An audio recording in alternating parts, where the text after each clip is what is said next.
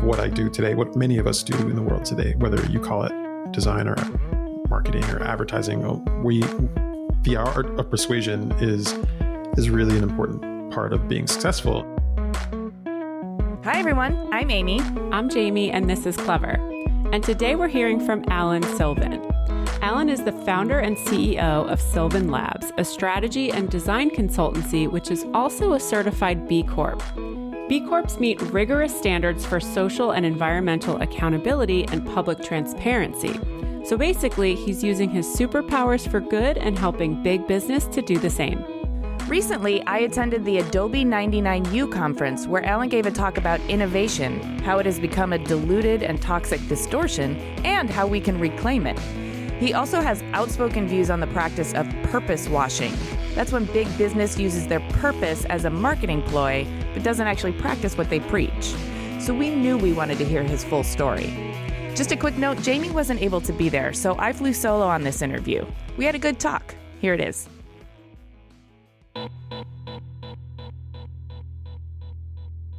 My name is Alain Sylvain, is how you say it in French. And I work for Sylvain Labs or Sylvain Labs, depending on what affect you want to put on. We are a strategy and design consulting company based in New York, which is where I am, New York City. We have about 40 people. Most of them are here. We also have an office in Amsterdam, the Netherlands, and in Richmond, Virginia. I'm the founder and CEO. We've been doing it for almost 10 years. I'm passionate about this because it's sort of a platform for me to assert a part of my identity that I don't usually get the chance to. I can work on projects that I want to work on. I can work with people I want to work with. That's why I'm passionate about it, is the freedom that it allows for.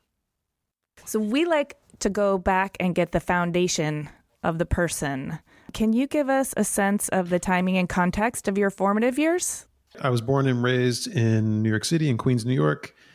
My parents are immigrants. They moved here in the 60s. And that was sort of the defining context for me growing up. New York in itself was a pretty profound sort of petri dish to be born in that the 80s, there were a lot of things going on. Having parents that were immigrants who came here from Haiti in the 60s with an expectation to achieve sort of the American dream, that was a pretty important context to be around as a kid. As what you'll hear from a lot of people that are children of immigrants is that they're sort of burdened with a new responsibility to fulfill their parents' dream. And so failure is not an option. Traditional career paths are the only ones to consider. That was sort of the defining thing for me. And for me, it presented opportunities and challenges. Opportunity in that my parents had really high expectations academically, and I needed to achieve. Failure wasn't an option. It was challenging in that, the definition of success was limited. Creativity, the idea of being a creative person there wasn't really an understanding of what that was. Mm-hmm. And as a culture, to be honest, in the 80s, we didn't really reward it the way we do now. It took me a real long time to realize that I enjoyed being creative and maybe even was good at it. So that was the context, and that's how it helped and hurt, I think. Although I love my parents, I wouldn't want them to hear this and think they fucked up. No, I think we all have to make sense of our youth, and we can love our parents and also process the context that we were brought up in. And we've talked to so many people on the show who are first-generation Americans, and there's a real beauty in the insider perspective. You being kind of both, in that you have your parents' outsider perspective kind of built into your DNA, and then born and raised, you have your insider perspective, and you can appreciate America, I think, in a richer way when you have both of those perspectives to work from. Mm-hmm. Yeah, I mean, it's a challenge, because on the one hand, I look at America relative to Haiti, and there's so much opportunity here and so much progress and safety and all of that. But at the same time, as an American, I expect more from America. I think you're right. It provides some perspective, but also it doesn't really absolve me from being critical of this country that I'm from. I can tell you where it gets complicated for me personally is I have children. Yes. And it's hard to see them as purely American because, I kind of was on that cusp, and my parents were not, although they're American citizens now, they were not, American when they showed up. The question of identities is sort of playing out with my children now. And so how American are they, and how important is it that they're American? That's just, I don't know, maybe that's another podcast, but that's something I'm thinking about. Yeah, no, I think it's really interesting because I also think that America is a tapestry of immigrants. So that depth of Americanness means what? Like, that just means how homogenized you've become? Or like your children who can be American identify culturally with some Haitian heritage. Is that not American? I think it is. I think it's the very definition of the melting pot, don't you? I agree. It is. I think there needs to be a real sense of, if that's true, if it's true that being American isn't meant to be this tapestry, if it's true that you can be a Haitian American and not really compromise on any part of your identity, then that's exciting. And I think that's something, I try to live today, and I'm trying to bring that out in my kids. But I do think there needs to be a connection to the past. There needs to be a real sense of responsibility for where you've come from. That fuels a lot of what I do. The fact that my parents came from Haiti, and it was a very, very different world. And here I am, I'm talking to you from Soho in New York City, and I live in a nice apartment. And I carry a responsibility to justify the trip my parents made. And so do my kids. And if I could even go further back, I'm a descendant of slaves. There's a lot of trauma, historical trauma in my lineage as it is, or many others, whether you're talking about survivors of the Holocaust or whatever. And so I think, those of us who are sort of further down in that lineage, there needs to be a connection to the past. It's not enough to say, well, we're a part of America and we're all, it's a multicultural tapestry. There needs to be also an unapologetic clinging to the past, because there's some atrocities that have been committed, and our success today is a sort of a response to that. And so that fuels me a lot. A lot of times when I talk to people or I'm on stage or something, that's what I'm thinking about. I'm thinking about how this is a unique opportunity, and I need to fulfill the sacrifice that generations before me committed. Not to be too righteous about it, but it is something that I think is important. No, I think about that too. I mean, I'm a middle-class white lady, so I'm not sure where my voice is in this whole thing, but I do think that America has an idealism that we can strive for, that we should all keep working towards. But in doing so, I think we really do need to own our trauma and process it properly. And I don't think we've really done that fully.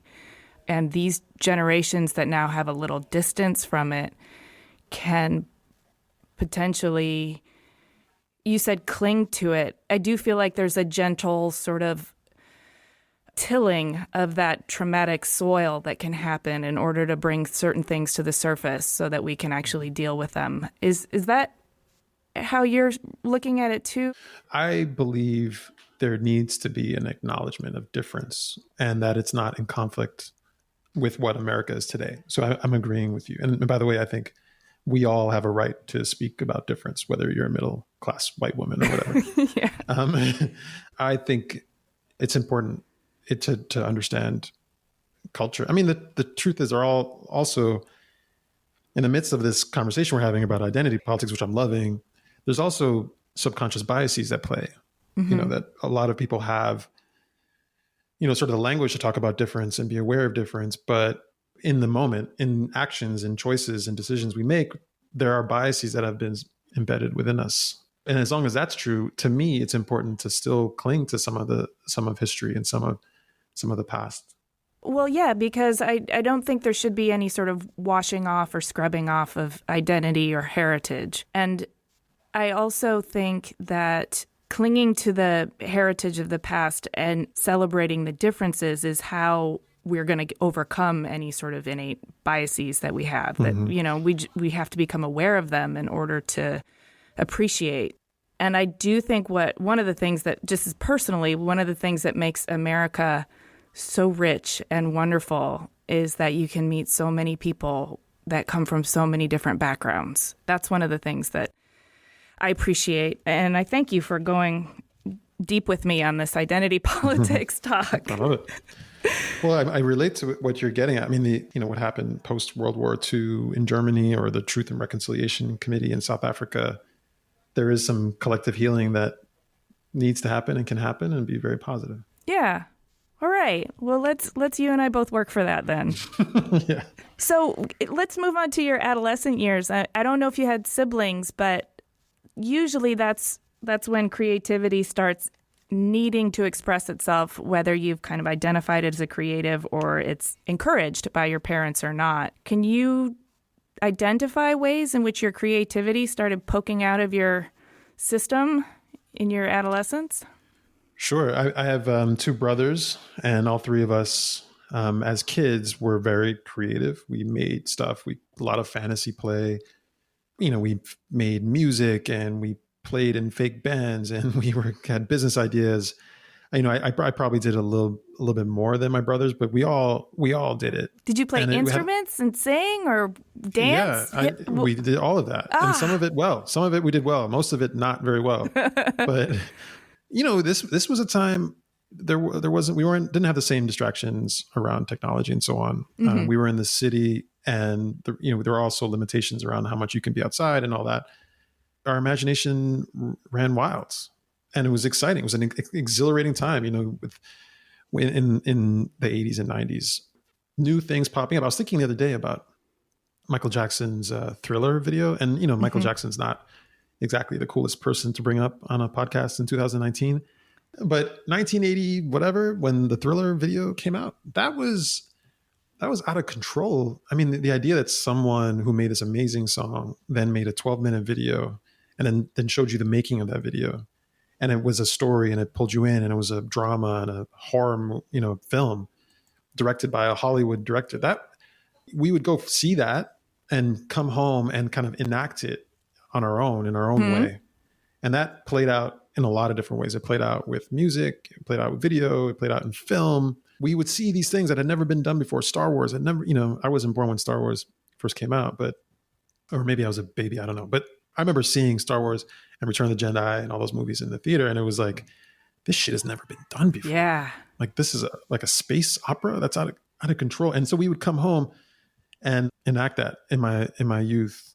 And there were a couple things that we did that's very memorable for me. I remember I started a kind of a fake business when I was a kid, and it was totally fake. Like, there was nothing real about it, but I kind of pretended that it was real. And it was probably one of the first sort of creative entrepreneurial things I ever did.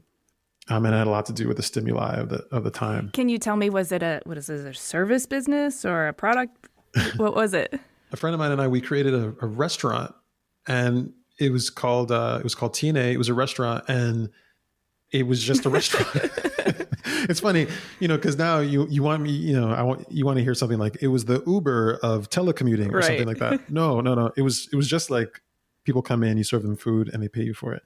It was fun. We all had different roles, and we needed a logo, and we designed a logo, and that was a really exhilarating moment. We had to design a menu, and that was like amazing. And so the restaurant just kind of became an excuse to make stuff, oftentimes design very simple stuff. Oh, but I love that, because I think at that age, I probably thought of a restaurant more in terms of just the wait, the dining and the service. Right. But to get really granular with no, we need to brand this place. Right. Yeah. Well, the irony is we didn't really make any food, and there wasn't any, but there was tons of paperwork and logos and, documents and carbon paper and staple, it's you're right. There was no food involved in this restaurant. There was a lot of design. We just needed the thing to put to paper. Yeah. We just needed the thing to talk about and the thing to bring to life. And this imaginary restaurant was that thing. But I didn't really understand it until I'm talking to you right now, that it wasn't actually about food. Well, it wasn't actually. Isn't that fascinating? Because what seeped into your subconscious when you went out to restaurants yourself, you're like, okay, so the food is one aspect of it, but it's only one aspect. The rest is the menu design, the logo. Totally. The aesthetic, right? The whole vibe that maybe, as you said, subconsciously, I picked up the fact that, someone put some real thought into creating that experience. Did you design a physical space too? Did you have ideas about ambiance? Yeah, we did. We created a floor plan. I love this so much. Well, it's depressing, and it's not wasn't very, again, not very good, but there was a floor plan, and we thought about user flow Really? and yeah, This yeah. is And it perfect. was, I mean, I should revisit some of that stuff because I don't really appreciate it. I didn't appreciate it for what it was at the time, and I don't think anyone else really understood what it was at the time. It was, a kid trying to, imagine something. Well, it's always kids making sense of the world, right? That's one of the reasons we really like to talk to our guests about these times in their lives, because I think it does end up making impressions and informing your thought processes in some ways. I agree. You said your parents really stressed academics, and you studied at Vassar College and Columbia University.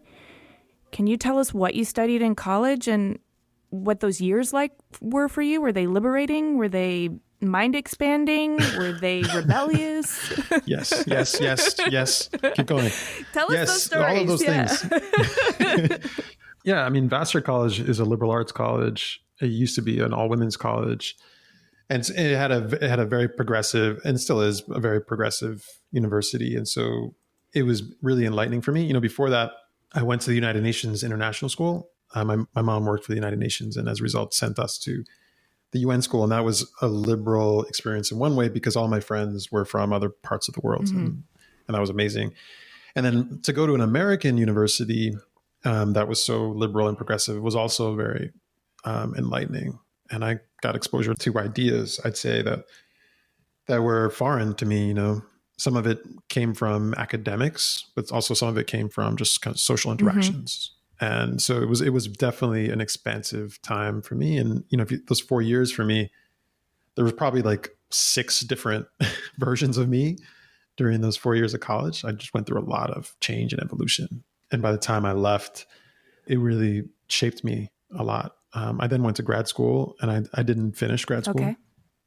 But I studied international affairs and business, and I was trying to put to work all of the ideas that I had learned in liberal arts. And I had a vision of working in government and politics. And what was that vision about? Well, because my mom worked for the UN and I had some proximity to it, I was really sort of in awe of political campaigns and how these sort of abstract ideas became visceral for people. That a candidate would represent a concept, and then you'd buy into that concept and support them. I was really in awe of that. And I ended up, right after school, working for a political consulting company. What was a political consulting company, working on campaigns. And that was amazing. I worked on a South African presidential campaign. It was fascinating. Wow. Yeah, it was so cool. It was so cool. Did you learn a lot about you're holding a lot of power in your hands when you're deconstructing how to persuade people and get them to vote. I was, 24 or something. So I personally didn't hold a whole lot of power, but that whole world and industry. Yeah, that's what's fascinating about it. Yeah, I mean, it's fascinating. And it really was an education in persuasion, which is ultimately part of what I do today, what many of us do in the world today, whether you call it design or marketing or advertising. Well, the art of persuasion is really an important part of being successful. And here I was working in this environment where we were persuading people with promises of their future, like vote for this person because they will represent you the best. And so I learned a lot there. I learned that people want things to believe in, actually, that they're desperate for something to believe in. And if you can present a compelling case, they'll believe it. I learned a lot about coalition building, like how do you mobilize people around an idea? How do you create ambassadors of those ideas? I learned a lot about storytelling. How do you put an argument together? That was really important. Anyway, I ended up working in that environment, and that the company I worked for ended up evolving from a political consulting company to more of an advertising agency. It was called Shepherdson, Stern and Kaminsky, SS&K. They still exist. They're awesome. Okay. Before I knew it, I was working in an advertising agency. It was crazy. I thought I was working in political consulting. And then I was like, I work in an advertising agency. You got grandfathered in. I didn't choose to work in advertising. I didn't have an interest in advertising. But before I knew it, here I was. I went to grad school to study international affairs. I had this vision of working in politics and persuading people to represent them better. And I ended up working in advertising, ultimately shilling carbonated soft drinks and stuff like that. It was just a really bizarre evolution that happened. I didn't even notice it was happening. So you may not have chosen it, but it seems like it still was educational territory in terms of what you're doing now, because you probably got to see inside of big brands and how they operate. Mm-hmm. Yeah, definitely. I mean, the thing that really was it for me that I loved was that's when I sort of realized I was a creative person. Okay. When I was working in more of like an advertising context, and there were other creative people that were working in traditional business. That was like bizarre. For you to realize that you're a creative?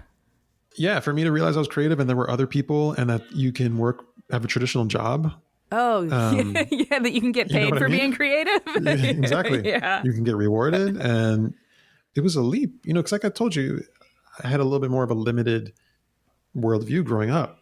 My dad was a business person. He worked in an office and had a traditional business, an 80s office job. Mm-hmm.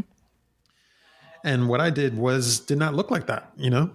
It did not. I did not wear a suit to work every day. It was just kind of different. I was doing different things. I was like thinking about how people feel, and I was trying to put things into words and thinking about the power of design. And when I realized that was a whole world, that's when I got really excited about work. Because before that, I was not excited about work. Oh. I mean, I wasn't really inspired. Before you've sort of tapped into like what makes you tick, you're like, okay, well, I want to get a good job where I'm not miserable, and I'll do that till I retire. Then when you figure out like, oh no, this is something I can really contribute to from my soul and maybe have an impact and maybe enjoy it during the process, then you're like, okay, so this isn't just a job anymore. This is a fulfilling pursuit. Yeah, exactly. It's a purpose, right? I mean, being creative to me is in a way, and there's a lot of talk about purpose these days, and I don't know if you could feel my eyes rolling, but a little. And I've read some of your articles, so we're going to talk about purpose washing coming up. But in the meantime, while we're still on the idealistic definition of purpose, right? We'll build it up and tear it down. Okay. Being creative, I realized, was something that deeply motivated me, and the idea of creating something from nothing. Mm-hmm. And especially create something that people might need and want. That's when I started really being motivated to work. And that's ultimately what the company's doing now. You're sort of imagining things that don't already exist and sort of pushing the limits of what's possible and all that. So when your political consulting company morphed into an advertising agency, what happened to your career arc between then and founding Sylvain Labs? It accelerated because I somehow had a sort of comfort between traditional business and creative contexts. That's a real sweet spot. I wish I had that. And I just... You do have it. Celebrating it to other creatives out there. If you can feel comfortable in business and creativity, I think that you can really navigate in both worlds. And ultimately, that's a real asset to be able to speak to both camps. I agree. And there are not many things I sort of compliment myself on. But this idea of like, coming from having that more of a traditional upbringing and going to business school and some of that rigor and discipline, that was in place. But I had this emerging sense of creativity that was inherent in me. The business side of me was something I had to learn. And I forced myself to do. But the creative side of me, I think, is like a fundamental part of who I am. And I ended up realizing that those two can happily coexist, which gets to that earlier point about why I enjoyed working in advertising agencies early on, is I realized those two things can actually happily coexist in me. I could do both things at the same time. I can express myself in a way that's equally as rigorous and disciplined as it is creative and inspired. When I started realizing that was like a point of difference for me, that's when my career started to pick up. So that was probably in my late 20s. And I ended up at an agency called Mother. Yeah, Mother's a creative agency based out of the UK, and they had just opened an office in New York, and it was a kind of an avant-garde, progressive creative agency that was really applauded at the time for being so kind of forward. And that's a place where there was like unbridled creativity. People were showing up to work in like flip-flops and tank tops, and it was like, just be creative here. That was the thing, and I really thrived there. I enjoyed it. And from there, the rest is kind of history. You told me you tried on many different identities in college and you sort of forced yourself to learn the business side, which in many ways, it's great to get that out of the way first, because then you can speak that language. But then to find your creative tribe, and also feel your horizons just open up with your own potential. That must have been a really exciting time for you. Yeah, absolutely. And it still is. Yeah. I mean, it's not over. Yeah. It still is. Like, good. Yeah. Yeah. No. And I love this idea of a creative tribe. Like, that should be the name of your podcast. Like that's when I realized there were other people like me out there and we were all doing this thing and thinking the same way. It was exhilarating. It's exciting. It's hard to find like-minded people in that way. Mm-hmm. There's a company that I know that is trying to live in this middle space between creative and business, to make it, to oversimplify this. They were trying to do that. They created two roles. There's like a business role and a creative role. And somehow bringing those two people in one room, that would accomplish that objective. But the idea of the alchemy of those two things, that those two things can actually happily coexist in one person, in one offering, in one company. That's what I try to do. And that's really where I started to pick up energy. Yeah, the alchemy of that is kind of a magic thing. I've always felt as a creative, one of the things that really energizes me is when I'm able to see a connection between two really disparate things and somehow bring that together into something that's greater than the sum of its parts. And it kind of sounds like that's what you're getting at too. It's different when you have two people in a room who both have ideas and you find compromises and alignments. And it's another thing when you have somebody who can really understand both things and come up with a completely new third or fourth or fifth solution. That's absolutely what I'm doing. It's absolutely. I'll give you an example. Yeah. Example. I did a research project recently. It was for Google, and they wanted to know the difference between the Android user and the iOS user. The people that use an Android phone versus the people that use an iPhone. And we did a traditional businessy sort of study, asking people, what's your favorite brand? How much did you pay for your phone? Questions like that. But we also asked questions that were a little crazy, like, have you ever been in a fist fight? Have you ever smoked weed? Have you ever had a threesome? And we can actually put those questions together. And we know scientifically, for example, that the Android user is more likely to have been in a fist fight than the iOS user. And that exercise is equal sort of discipline and rigor as it is imaginative and creative. Because we had to be creative to think about those questions. And now we have these interesting insights. I don't know what you do with them, but we have these insights like Android users more likely to have been in a fist fight. What does that say about someone who chooses an Android phone over an iPhone? Whoa. Now I'm trying to identify myself. So I would answer yes to all three of those questions, but in the fist fight case, I was merely defending myself. I did not instigate. Yes, I knew that about you before you even said it. I'm just kidding.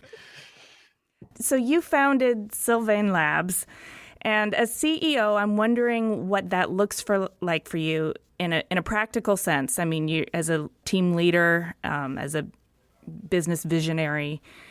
I'm also wondering, you've become a certified B Corporation, which is effing cool. And I want to get into your actual purpose, not your phony purpose, which we'll talk about later. Right. And so can you tell me a little bit about why and how you summoned up the gumption and the confidence and the everything that you need to start your own business like this and how you continue to push it forward? So I worked at Mother, and then I ended up working at a similar company to Sylvain Labs afterwards. And I was in that environment, and I looked around and felt that, for the first time, I had this moment of confidence, which I don't really have very often in this way, where I was like, well, shit, I think I could do this. If he can do this, I could do this. I think I can do this. I was like, I think I can.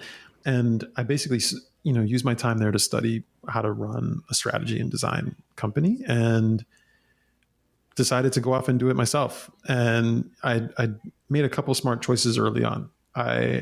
Number one is I needed help with HR, legal, finance. And my dad, who I mentioned before, had done that in his career. He had then sort of retired a little bit, but you could tell he still wanted to work. And so I asked him to join me, and he helped me start the company, which was amazing. I feel incredibly privileged to have had that experience. I also hired two recent graduates of graduate school who, it was in the post-recession. They were having a hard time finding a job. Their names were Joey and Ben, and convinced them to join me at this very fledgling stage. And that was huge because it gave me some extra muscle to get things done. I got a really shitty small office space, and I had got a client that was willing to take a risk on us for the first few months, and just hustled. I mean, those first 3 years, I'd say, was just intense hustle. We were working on anything that we could.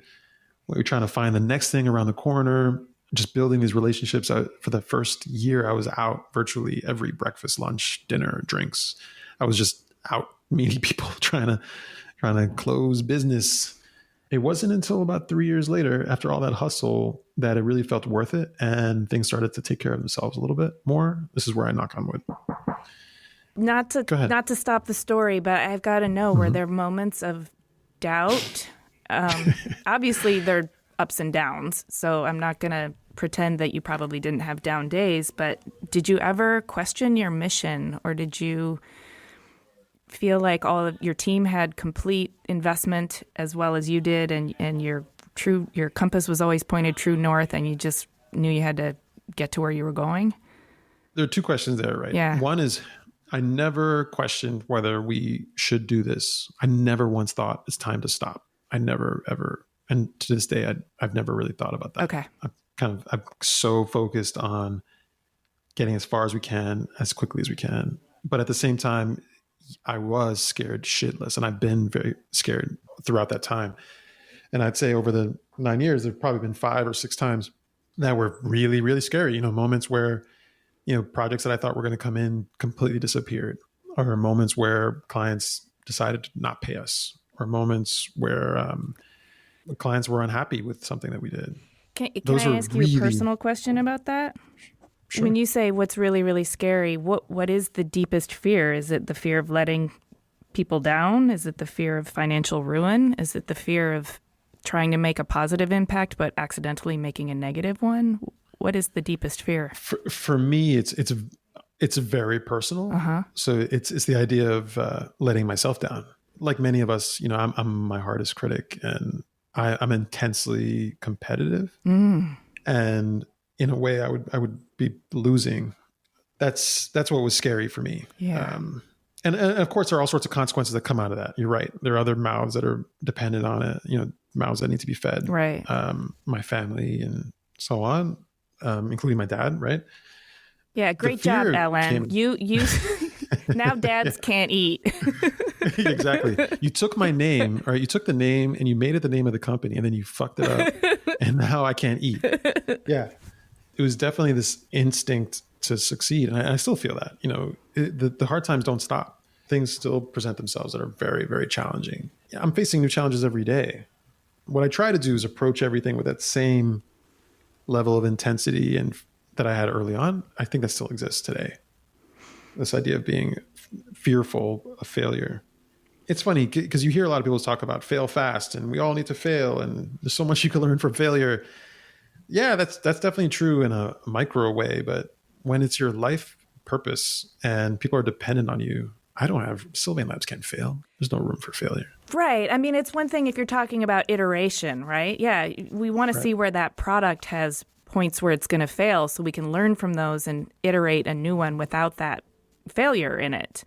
But when it comes to your life, I guess there's lots to learn from rebounding from failure too. So true. How would I know? I've never failed in my life. Totally kidding. But tell me why it was really important to you to become a certified B Corporation, and also give our listeners a sense of what that is in case they don't know. Sure. So to be a certified B Corporation means that you've been certified by an organization called the B Lab to place social impact and environmental impact at the core of your company's mission. That, in fact, you practice at the highest level of responsibility when it comes to social and environmental impact. We're beholden to a number of criteria, and we get audited by B Lab to make sure that we're upholding a standard, meaning, do we take care of our employees properly? Are we providing the right opportunities for well-being and, parental leave and maternity leave and or so whatever you want to call it. There's also Environmental responsibility. Are we making the right choices when it comes to our footprint? Are we making an impact to society at large, like a positive impact to society at large? They audit all those things. They look at our policies, they look at our client work, and they give you a score. And it's a score out of 100, and you have to get over 80 to be certified B Corporation. We got an 80.6, and you can actually go to their site and see our page. We got an 80. We barely got it, and the reason we barely got it was there virtually no consulting or design companies that have that standing. It's usually manufacturing companies or companies that work in the nonprofit space that have that standing. Patagonia is the biggest and most famous certified B Corporation, and that's Patagonia, right? Like they uphold environmental responsibility at the highest. And we're in the company of that. There aren't many others. If you look at our client list, we work with the Googles and the PepsiCos. Some of those companies don't necessarily have the best environmental footprint, but somehow through our other policies, we were able to kind of skate by and get that certification. It's a huge thing because it's incredibly differentiating. I feel very confident in saying that. There are not many other companies like mine that work in private industry that have that standing. And to get to your question, like why do we do it? Maybe it's because I worked on those campaigns a long time ago. Maybe it's because my mom worked for the UN. I've always had a conflict. I wonder if you too have had this conflict. I've always had this conflict where I was dependent on business to kind of get the project and to really get the opportunity to be creative. Sometimes not really believing in that the agenda of big business, right? And knowing that big business, there's problems there and there are bad decisions that are made, and capitalists at all costs can be dangerous. And so I've always had this conflict with doing this work. Like, do I really want to help PepsiCo create a new carbonated soft drink? Does the world really need a new carbonated soft drink? High fructose corn syrup is not good for people. Right. And so what we did with becoming a certified B Corporation, it forces us to make sure at the end of the day, our impact is positive. Along with that certification, we're also being more choiceful about the clients and projects we work on. So we don't work on carbonated soft drinks anymore, for example. There are other things that we just won't touch. We will never work on fast food. It's just something we won't do. Okay. Because I don't believe that there's a way to do that has a positive impact. You're not designing fruity vape flavors? No, we came close. We had that meeting, but we're not going to do that. Okay. So that's why it's important to me. Do you have that same conflict? Yeah, I do. I mean, my parents were pretty liberal, but conservative in that they felt the same way that creativity just wasn't secure, and we want the best for you, and that means getting a good job. So go to a good school and get a good job. And my mom was a business person and my dad was an academic. So those were the two things that they knew and that they felt really confident supporting: business and academics. And so I had the luxury of going to art school built on their backs, right? That my mom succeeded at business and that my dad succeeded in academics. When I finally gave myself permission to go to art school to explore my creativity, I was so conscious of the fact that I was there amongst people who also had that privilege, that other people who are really close to survival just were not pursuing art school. And it just made me think about consumerism in the same way that my creativity was exploding. That made me really aware of looking at things and looking at systems and looking deeper into the mechanics of things and how they operated. And I remember somebody describing to me like what was both fascinating and devious about a carbonated soft drink, which was that they came up with these micromolecules that would burst when you twist open the cap. So you'd get a burst of this scent, which would trigger this dopamine response or something in your brain and make you want more soda. And I was like, wow, that's really fucking cool and also kind of evil. And subsidizing corn means now we have all this high fructose corn syrup that we're not really investigating how it's not healthy for society and not using that as the ultimate metric for why we should or shouldn't use it. We're using dollars as the ultimate metric. And that, so I feel your conflict there. I also feel comforted by the fact there are people like you who are attempting to sort of dismantle some of these things. And you can't take down big business, but you can start to guide them towards a better way forward. Exactly. Exactly. What you just said is our mission. Yeah. Okay. Actually, like Sylvain Labs' purpose. And we write this down. We say that our mission is to leverage the might of corporations for the greater good. Yeah. And that's the work we're doing is, can we help companies make better decisions that ultimately help people, all the while still we're still driven by profit. We're still driven, to take care of ourselves. And I still have my own personal needs, my own lifestyle needs. I don't have to compromise any of those things. But at the end of the day, can I look at myself in the eye and feel like I made the best decisions possible? Now, I don't know that we've nailed this, and I'm still in conflict. I think the B certification helps some, but I'm not completely absolved with this problem. I still struggle with this. I don't know that you can be a modern worker that works in private industry and not feel this to some degree. I can't feel it. I think this idea that I'm contributing to the problem to some degree is going to be omnipresent. I'm trying to get to a place where my day-to-day work is doing the most it can, and also try to give myself more freedom to contribute to the causes that I care about. Well, I'm going to say that as an alchemist, as somebody who can speak both business and creativity, like this is your job. I'm sorry you feel the conflict, but you have to suit up and go into battle, Alan. This is where you're doing the work that we need you to do. Maybe. And I don't know. Am I doing it well? Am I succeeding? I don't know. I think about some of those things, but I can give you some examples of times where I think we did something, like something happened. Oh yeah. I'd love to hear some examples. We recently worked with the WNBA, which is the Women's Basketball League, and help them sort of reinvent the league and find new ways to make money and new ways to present itself. And one of the key recommendations was about acknowledging the players and acknowledging women's sports and the power of women's sports and what it means for young girls as they grow. They acknowledge that the players are largely women of color, acknowledge a lot of the players are gay or queer. Just really putting some of that marginal voice on the forefront. Mm-hmm. And that was, we came in guns a-blazing. We were like, yo, this league is amazing. These athletes are amazing. Celebrate who they are.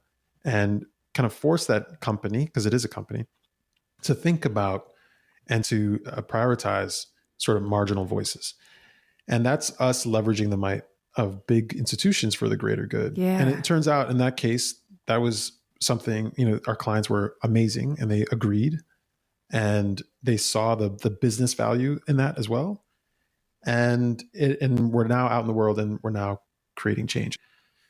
That's an example. We do that with WNBA. We're trying the same thing with other brands. How can we help them leverage all that they can do for the greater good? So speaking of that, you've also just written an article about the misappropriation of corporate purpose. And so, I know there's authenticity in what you just did for the WNBA, and you've also been outspoken about the dangers of people using the language, the vernacular of purpose, but not really backing it up with practicing what they preach. To me, it's very clear. On the one hand, you have companies that are talking about purpose, and a lot is being written about purpose, and companies are coming out and saying, you know what our purpose is? Our purpose is blah, blah, blah. And it's opportunistic. They know that research is showing that consumers prefer brands that have a purpose, a clearly expressed purpose. Employees, especially quote unquote millennials, want to work for companies that have a stated purpose. They want to feel like they're part of a bigger cause. And so there's a new value to having a purpose. It's a new business value. And sure enough, businesses are leaning into that. And you have tons of companies that are now espousing purpose. Mm-hmm. What was it, Gillette? A few months ago, they did this commercial that was like, they used to be the best a man can get, and now they were talking about the best a man can be, which talked about how men need to take a responsibility in this new era of this Me Too time of being aware of their privilege and so on. Sure, important mission. Would they have done it if not for this new premium on purpose? I'm not sure. Would they have done it if they didn't see the success Nike had with Colin Kaepernick?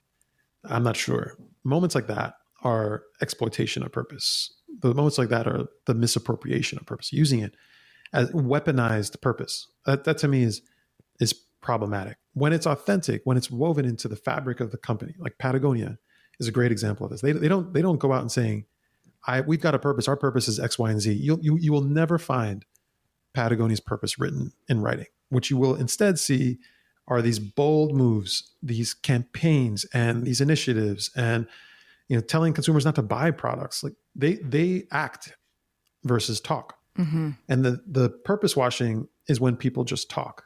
That to me is the fundamental difference. If you need to make a commercial about your purpose, then it's inauthentic. If you want to promote it in that way, then it's not real. Mm-hmm. So I get worked up about it. Did you notice that?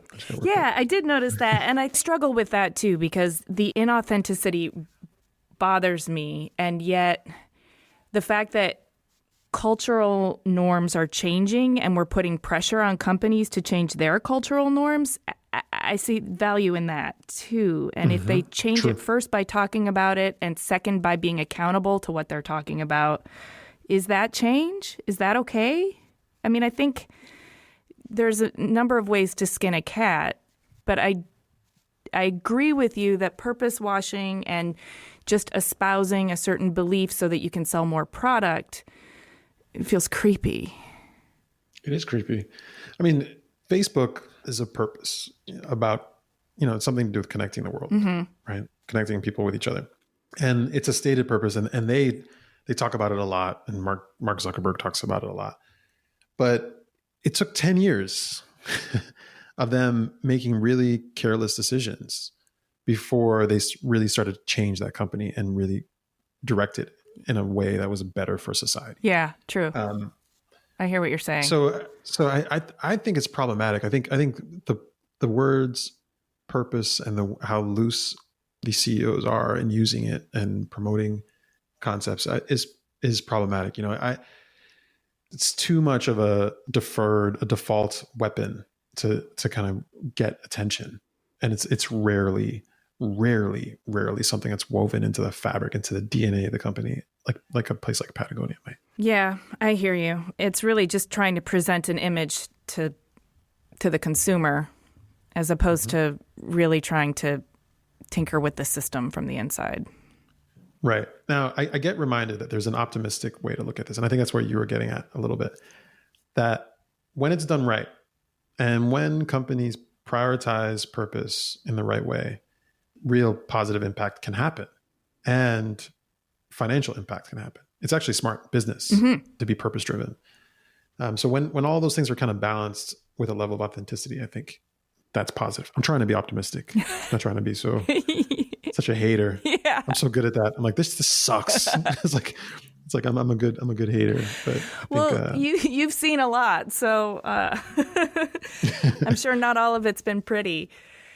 So listen, you just came from Adobe's 99U conference where you gave a master class entitled Reclaiming Innovation: How Big Business Diluted the Practice and How We Can Take It Back. And I know we can't do the whole master class here on this podcast, but I think that's a fascinating title. And I also love the just outspokenness of it. And can you tell us what the central thesis of that talk was?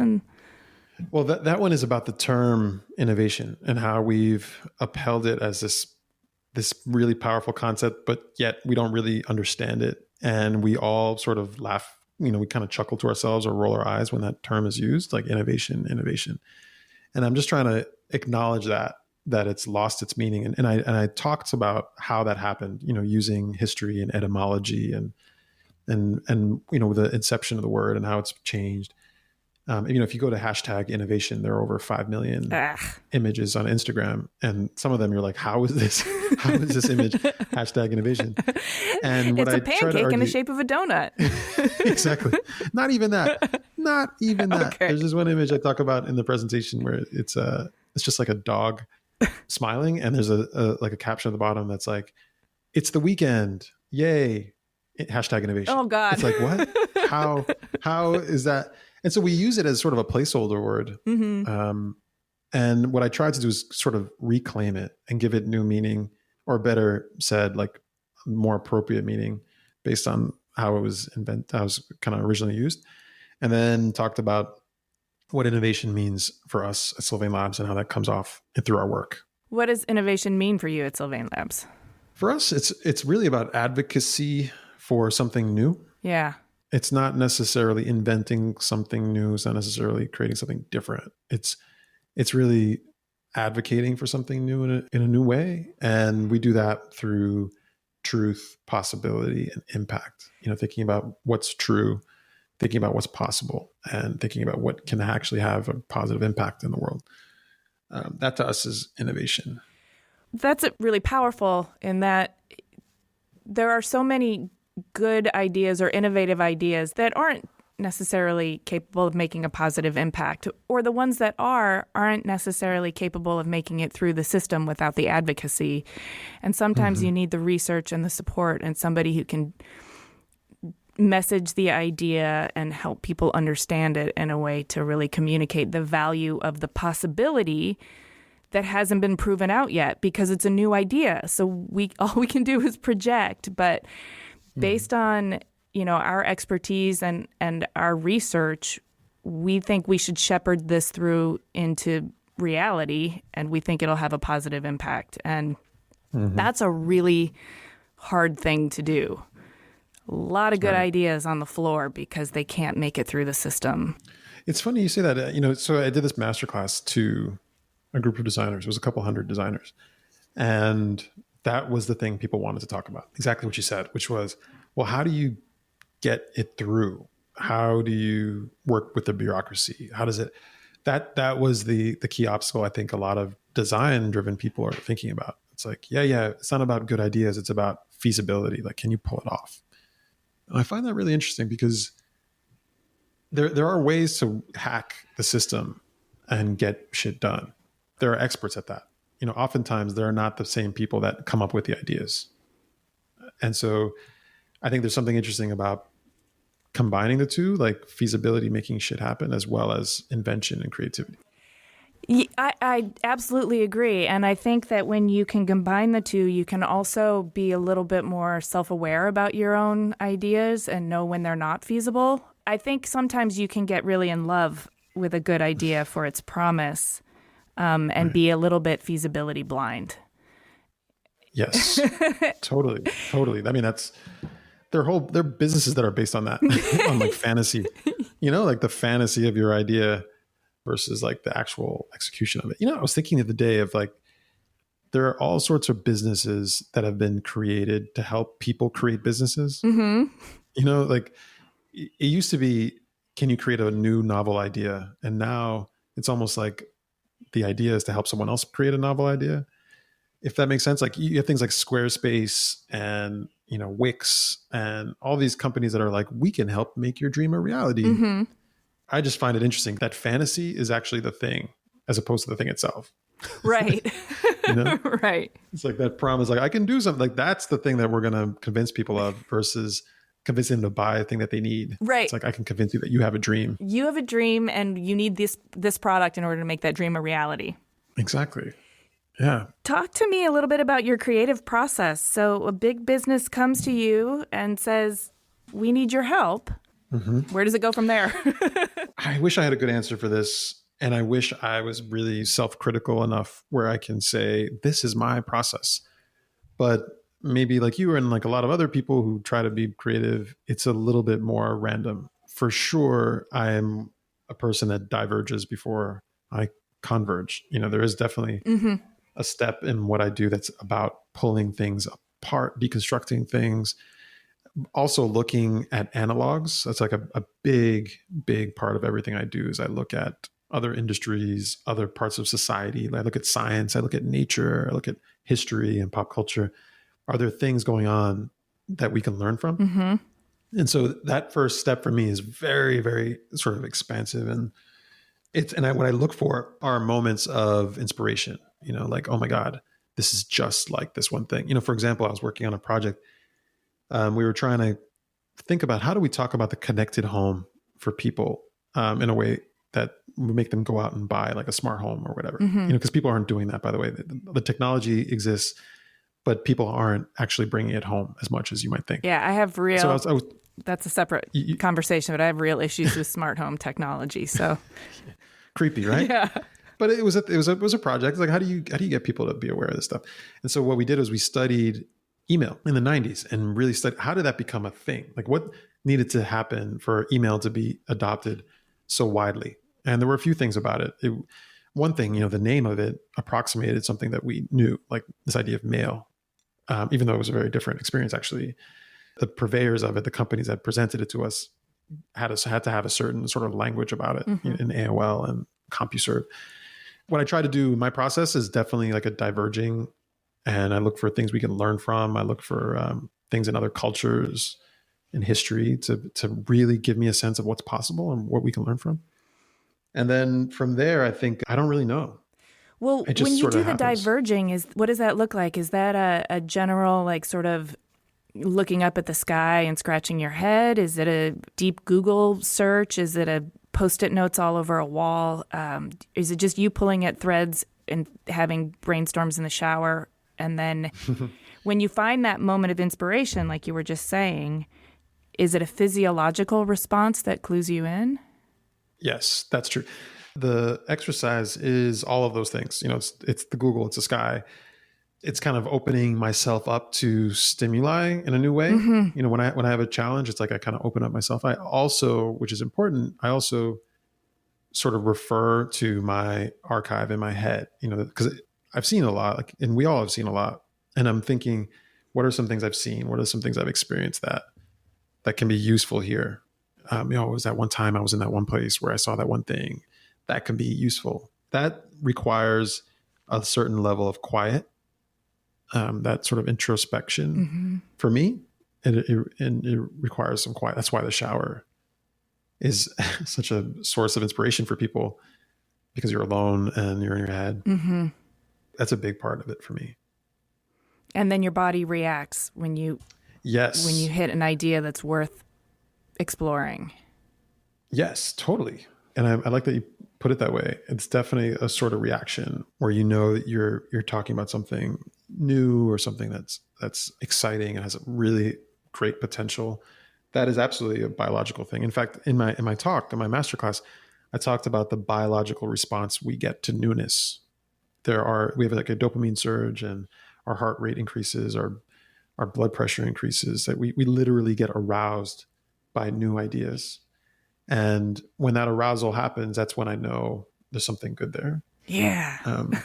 That's the fix, right? Yeah. That's totally. Creatives are addicts, and that's the fix. Yes, I'm addicted. So we should probably wrap up, because I don't want to take all day, although I feel like I could talk to you forever. Thank you for sharing so much of your wisdom with us. I don't know if you call it wisdom, but I'd love talking to you. It was very fun. Oh, awesome. Okay, well, before we let you go, I want to ask you a little bit about how you take care of Alan and how you keep your personal guidance system calibrated. Do you have a support network? Do you have a self-care ritual? Do you know when you're burning yourself out and course correct somehow? There's something about the fact that this company is such a part of who I am that I really haven't come close to burning out. And maybe it is because I'm in a perpetual state of burnout. I don't know. I'm not saying this in a bragging way at all. I'm not proud of it that I'm so consumed by my work. But it's almost like the work itself helps me take care of myself. I will probably be working no matter what I do. Now, do I have sort of a system of support? Yes. That's absolutely my family. That's my parents and my wife and kids and my friends and my colleagues that are around me. There are a lot of people who are rooting for me, and people who have high expectations of me, and people who are invested in my success. And all those people I can rely on. When it comes to self-care, I spend a lot of time talking to people, whether it's on, moments like this or on a stage or whatever. And I'm absolutely more of an introverted person. I love being alone. I love being in my own head. Mm-hmm. I play chess online for like an hour and a half every day. And my days are very busy, but somehow I find an hour and a half every day to play chess. And maybe it's not in one chunk. Maybe it's like 15 minutes here, 20 minutes there. that is the most therapeutic moment of my day. It allows me, it's somehow mindless. I'm not really thinking too hard because I'm so used to chess and openings and all that. It's also competitive. So I get a bit of a surge that someone like me gets. It's also deeply strategic and creative. Thinking about moves and thinking 6 moves ahead and what's possible. So I get a bunch of different hits in those moments. And so that's a big part of my self-care ritual are these like moments for myself to kind of be a little mindless. I'm so glad you shared that. And it's also, I think, really nice for our listeners to hear that you have a thing that you give yourself permission to do and you just do it and you can see the value in it and it feels good and it sharpens your mind. It's not like a guilty, self-sabotaging type behavior. It's just, no, maybe I'm not tackling my to-do list right now, but I'm taking care of my psyche. I'm glad you asked the question. I mean, we're not really in a culture where we're allowed to talk about self-care in that way. So it's very cool. Well, I know that you're a B Corp and you're driven by real purpose, authentic purpose. With your, stars in your eyes and your fanciest idealism cap on, what are your highest hopes, like moonshot highest hopes for the impact that Sylvain Labs can contribute to through your continued emphasis and exploration in the work that you're doing? Yeah, no, I love that. And it's easy for me to get starry-eyed. It's like, I'm always like right there. If you just need me, I'm like right there. For me, it's a little bit of what we just talked about. Can I get this company to a place where we're not compromising who we are, our values? Are we truly aligned with what's good and right and what we consider important? Like there's no compromise, like zero compromise. The person I am at home is the person I am at work, and the company is as well. Like, are all those things completely aligned? And I think I'm close, I think I'm close, and I'm lucky because it's my company, so I can afford to do this more than others, but I can afford to achieve this a little bit more than others. Maybe I'm not there 100%. And for me, the day that I'll feel like we would achieve something is the day I'll say like, yes, everything is clicking and there's no compromise in who we really are. So that potential of a full click is what you can always work toward. I mean, I think that's what we're all ultimately working towards, is we're tweaking things here and there to just get everything more closely aligned, our soul's purpose, or however you imagine your connection to something that's bigger than you are. I love that you just make it so front and center of everything that you do. I would be lying to you if I don't feel a level of disappointment sometimes. It's like it's front and center in my head, but is it front and center every day in my actions is a question I have. Well, I mean, let's not pretend you're not human. Right. Yeah. Is that allowed here? Okay, cool. Before we let you go, will you please let our listeners know about a new project that you want them to follow, or give us your URL and social media handles so we can keep tabs on your work? Sure.